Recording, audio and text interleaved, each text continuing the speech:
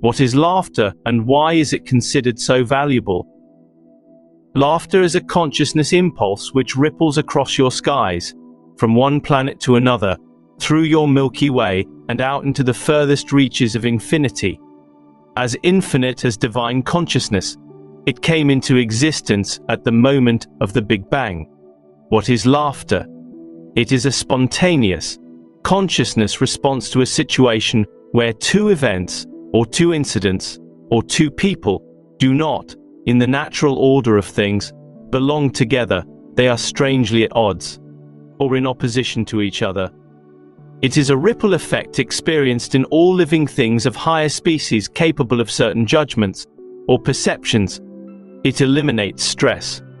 The ripple effect is felt over the diaphragm, which guards the heart and nervous system. As you have seen on examining the nature of creation, everything possible has been done in the evolution of design and growth of living bodies, to make a perfectly adapted body to suit the environment, to enable the occupier of the body to be comfortable and happy and live without stress. Stress is inimical to health. It is contrary to the will of divine consciousness. A spontaneous and hearty burst of laughter is first experienced as a rush of rippling consciousness through the head, bringing a lightening of the entire consciousness.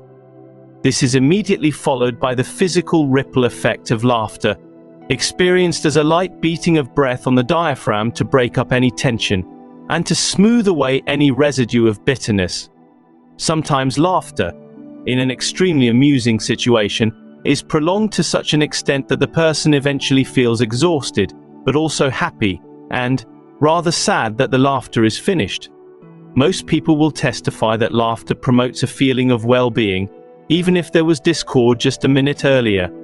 If a person can genuinely laugh, seeing the absurdity of a situation where there has previously been annoyance or hurt, the tension is released and friendly relationships are restored spontaneously.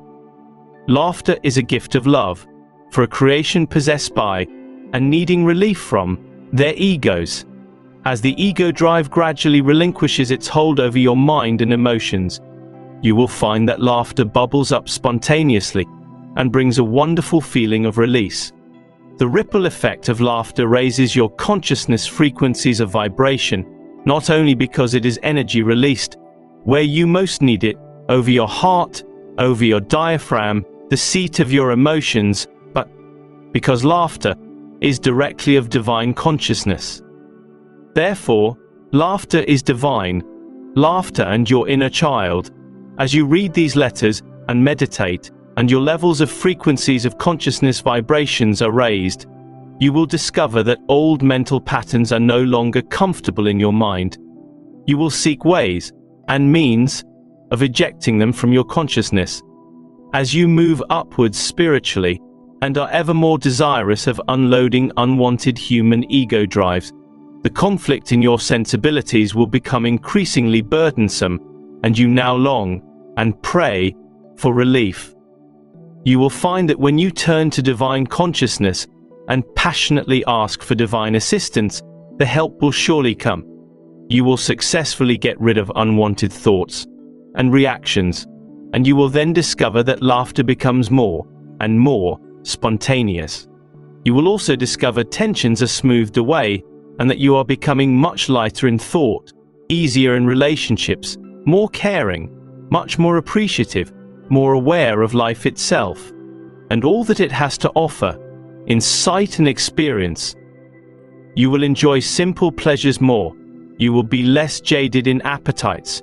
You will need less food, less entertainment, will be more content with your own company, and will, eventually, begin to rejoice in your own company, because divine consciousness will be infusing your human consciousness with its own exalted state of well-being. Little by little, you will be returning to your child condition, which views the world with happy, inquiring gaze. This is not senility. It is a state of greater awareness and vibrance, no matter what your age may be.